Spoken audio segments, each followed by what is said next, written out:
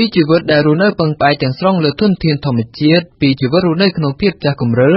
ក៏ប៉ុន្តែបានប្រែក្លាយជាជីវិតរស់នៅក្នុងជីវភាពល្អប្រសើរដោយប្រជាពលរដ្ឋខ្មែរទូទៅដែរនេះគឺជាអ្វីដែលប្រជាពលរដ្ឋជនជាតិដើមភាគតិចនៅក្នុងខេត្តរតនគិរីកំពុងវិវត្តមិនមែនត្រឹមតែជីវភាពរស់នៅប៉ុណ្ណោះទេផ្នត់គំនិតលើការអប់រំ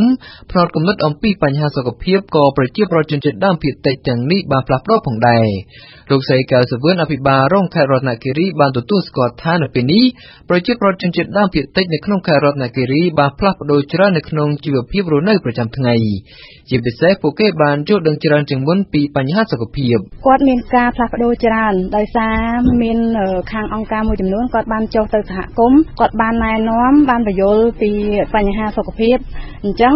បញ្ហាសុខភាពគាត់យល់ដឹងច្រើនដល់ពេលមានបញ្ហាអីកើតឡើងគាត់មកមន្ទីរពេទ្យជាមួយគ្នានេះលោកជាសានិតអនុប្រធានមន្ទីរសុខាភិបាលខេត្តរតនគិរី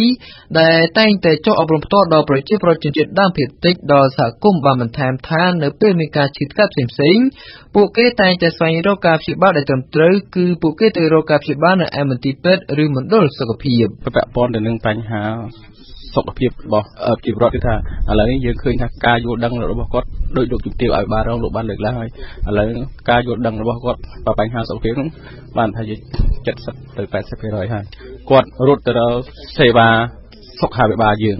ជាងដែលគាត់នៅសែនហើយបែបគាត់រត់ទៅការដែលប្រជាពលរដ្ឋជនជាតិដើមភាគតិចទាំងនេះយល់ដឹងបានកាន់តែច្រើនពីបញ្ហាសុខភាពអនាម័យគឺបន្ទាប់ពីស្ថាប័នពាក់ព័ន្ធរបស់រដ្ឋនិងអង្គការក្រៅរដ្ឋាភិបាលមួយចំនួនបានសហការគ្នាចុះទៅផ្សព្វផ្សាយនិងអប់រំប្រជាពលរដ្ឋទាំងនោះដល់សហគមន៍ Plan អន្តរជាតិកម្ពុជាគឺជាអង្គការមួយដែលបានធ្វើប្រតិបត្តិការលើផ្នែកសុខភាពជាមួយប្រជាពលរដ្ឋជនជាតិដើមភាគតិចនៅក្នុងខេត្តរតនគិរីនេះដែរកាលពីពេលថ្មីៗកន្លងទៅនេះអង្គការ Plan អន្តរជាតិកម្ពុជាបានបើកសម្ពោធការសាងសង់អគារមណ្ឌលសុខភាពថ្មីមួយទៀតរបស់ខ្លួននៅក្នុងឃុំម៉ាលិចស្រុកអណ្ដូងមាសខេត្តរតនគិរីវានឹងក្លាយជាមណ្ឌលសុខភាពទី2របស់អង្គការ Plan អន្តរជាតិកម្ពុជាសម្រាប់ប្រជាពលរដ្ឋជនជាតិដើមភាគតិចនៅក្នុងខេត្តរតនគិរីនេះលោកយ៉ែនយេបនាយកប្រចាំប្រទេសរបស់អង្គការ Plan អន្តរជាតិកម្ពុជាបានដឹងថាអត្រាមរណភាពមាតានិងកុមារនៅក្នុងខេត្តរតនគិរីនេះមានកម្រិតខ្ពស់ដោយសារពួកគេមិនបានទទួលនូវសេវាព្យាបាលដែលត្រឹមត្រូវ We're here in Malik Commune today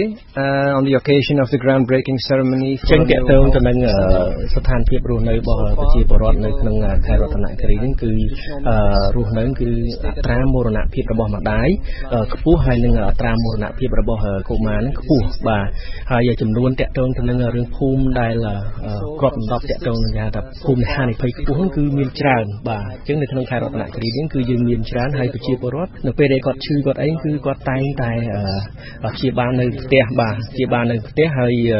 ព្យាបាលនៅផ្ទះតាមវិធីសាស្ត្រទំនៀមទម្លាប់ចាស់របស់គាត់ណាបាទអញ្ចឹងហើយនៅពេលដែលគាត់ឆ្លងទលេទៅពេលដែលឆ្លងទលេគឺគាត់អត់ឆ្លងទៅមន្ទីរពេទ្យទៅមណ្ឌលសុខភាពទេគាត់អត់ទៅខេត្តគាត់មកមណ្ឌលសុខភាពទេអញ្ចឹងគាត់ឆ្លង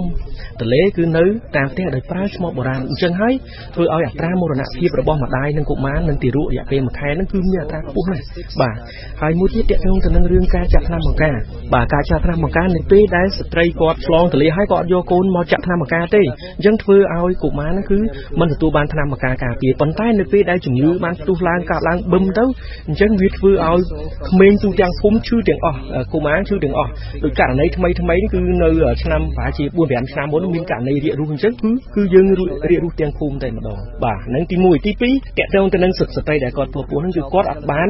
យកខ្លួនគាត់អត់បានមកទទួលសេវាកម្មនៅមណ្ឌលសុខភាពទេគាត់នៅចង់និយាយថាគាត់នៅចំការគាត់នៅផ្ទះអញ្ចឹងណាអញ្ចឹងគាត់អត់មកពិនិត្យផ្ទៃពោះគាត់អត់មើលសុខភាពកូនរបស់គាត់ទេហើយក៏អត់មកទទួលការណែនាំរបស់គ្រូពេទ្យទេនៅពេលដែលគាត់កើតកូនតាមឈ្មោះបុរាណទៀតអញ្ចឹងកូនគាត់កើតមកអត់មានសុខភាពល្អ The average numbers for Cambodia as a country យ៉ាងណាក៏ដោយដើម្បីធានាថាប្រជាពលរដ្ឋជនជាតិដើមភាគតិចអាចថែទាំសុខភាពបានល្អនោះការបង្កើតនៅមន្ទីរពេទ្យឬមណ្ឌលសុខភាពគឺជារឿងសំខាន់មួយ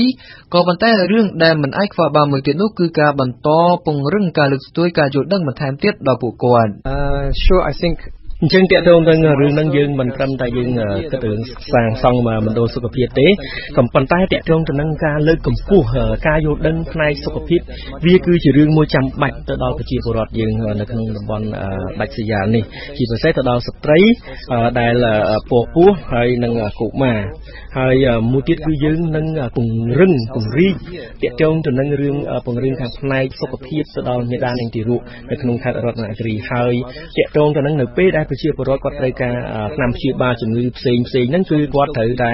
មកមណ្ឌលសុខភាពមុនដែលជាកន្លែងមួយដែលសុវត្ថិភាពក្នុងការផ្ដល់ថ្នាំទៅដល់ប្រជាពលរដ្ឋហើយតើទៅនឹងការយល់ដឹងរបស់ប្រជាពលរដ្ឋពេលនេះគឺយើងមានឃើញការយល់ដឹងច្រើនទៅលើខាងផ្នែកសុខភាពហើយប្រជាពលរដ្ឋយើងឃើញមានការផ្លាស់ប្ដូរមួយទៀតតើទៅនឹងរឿងការចាក់ថ្នាំបង្ការរបស់កូនរបស់គាត់ហ្នឹងនៅពេលដែលគាត់កើតហើយគឺគាត់យកកូនរបស់គាត់ហ្នឹងគឺទៅចាក់ថ្នាំបង្ការតែម្ដងហើយការយល់ដឹងទៅលើផ្នែកសុខភាពអនាម័យផ្សេងហ្នឹងគឺគាត់ចេះសម្អាតខ្លួនប្រាណចេះសម្អាតផ្ទះទឹកអីគឺគាត់ត្រូវដាំឲ្យឆ្អិនអីលក្ខណៈអាហ្នឹងគឺជា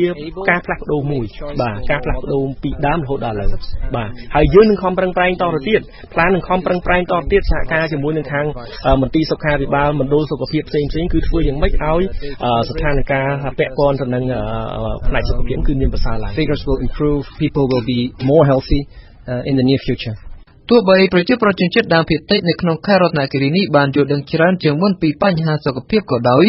ក៏ប៉ុន្តែអង្គការ Plan អន្តរជាតិកម្ពុជាដែលបានចាប់ផ្ដើមប្រតិបត្តិការចូលអប់រំផ្នែកសុខភាពដល់ប្រជាប្រដ្ឋជនជាតិដើមភាគតិចទាំងនេះ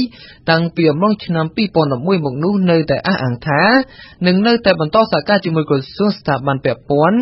ដើម្បីលើកស្ទួយការយល់ដឹងដល់ពួកគាត់អំពីបញ្ហាសុខភាពនេះឲ្យកាន់តែប្រសើរឡើងថែមទៀត And also in Ratnakiri ជាក់ស្ដែងនៅក្នុងខេត្តរតនគិរីហ្នឹងគឺយើងបានផ្ដល់មណ្ឌលសុខភាព2ហើយទី1នៅឃុំញ៉ាងផ្ដល់ពីខាងប្រទេសជប៉ុនហើយនេះគឺជាលើកទី2នេះគឺជាការផ្ដល់លើកទី2នៅក្នុងភូមិកតែឃុំម្លេចហើយ plan នឹងព្យាយាមធ្វើការសម្របសម្រួលធ្វើការសហការជាមួយនឹង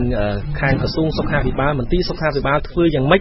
ឲ្យការផ្ដល់សេវាកម្មទៅដល់ប្រជាពលរដ្ឋគឺកាន់តែគៀកឡើងហើយប្រកបដោយគុណភាពហើយធ្វើយ៉ាងម៉េចឲ្យប្រជាពលរដ្ឋនឹងមកទទួលសេវាកម្មឲ្យបានទៀងទាត់គ្រប់ពេលហើយមានសេវាកម្មផ្ដល់គាត់ហើយរឿងដែលសំខាន់គឺដោយសាររដ្ឋាភិបាលគាត់នឹងមានផែនការយុទ្ធសាស្ត្ររបស់គាត់ទាក់ទងទៅនឹងរឿងការសាងសង់មណ្ឌលសុខភាពអញ្ចឹងយើងសង្ឃឹមថារដ្ឋាភិបាលនឹងព្យាយាមសាងសង់មណ្ឌលសុខភាពបន្ថែមទៀតដោយរដ្ឋាភិបាលក៏ប៉ុន្តែទន្ទឹមនឹងគឺផ្លាននឹងព្យាយាមរកថវិកាផ្សេងថែមទៀតពីប្រភពផ្សេងថែមទៀតដើម្បីយកមកជួយបំពេញបន្ថែមពីព្រោះអង្គការអភិវឌ្ឍដើរតួនាទីយ៉ាងសំខាន់ដៃគូយ៉ាងសំខាន់ក្នុងការបំពេញបន្ថែមនៅចន្លោះខ្វះខាតរបស់រដ្ឋាភិបាល supporting the people to at least have a health center ដូចគ្នាដែរមន្ទីរសុខាភិបាលខេត្តរតនគិរីក៏បានអះអាងថានឹងខិតខំបន្ថែមទៀតដូចគ្នាដើម្បីធ្វើយ៉ាងណាឲ្យប្រជាពលរដ្ឋដែលជាជនជាតិដើមភាគតិចទាំងអស់បានយល់ដឹងពីបញ្ហាថែទាំសុខភាពដោយផ្ដល់តម្លៃដល់មន្ទីរពេទ្យឬមណ្ឌលសុខភាពពេលមានការជឿថ្កាត់ជាជាងការសែនព្រេនតាមជំនឿបាទមន្ទីរសុខាភិបាលបច្ចុប្បន្ននេះគឺកំពុងតែខិតខំធ្វើយ៉ាងណាពាក់ព័ន្ធនឹងបញ្ហាសុខភាពនេះគឺខិតខំប្រឹងប្រែងឥឡូវនេះដោយយើងបានផែនការគ្របដណ្ដប់របស់សុខាភិបាលយើងបានពង្រីកមណ្ឌលសុខភាពឲ្យបានរហូតដល់27មណ្ឌលសុខភាពមន្ទីរពេទ្យបង្អែក2ហើយនឹងសុខភាពប័ណ្ណ2ដែលពីមុនមកគឺយើងមានមណ្ឌលសុខភាពតែ13មណ្ឌលសុខភាពទេហើយមន្ទីរពេទ្យបង្អែកយើងមានតែមួយទេឥឡូវយើងបរិយាបាន2ហើយនឹងសុខភាពប័ណ្ណដើម្បីយើងធ្វើយ៉ាងណាឲ្យប្រជាពលរដ្ឋឲ្យសេវាសុខាភិបាលដូចយុទ្ធសាស្ត្ររបស់រដ្ឋាភិបាលឲ្យសេវាសុខាភិបាលទៅដល់គៀកនឹងបងប្អូនប្រជាពលរដ្ឋ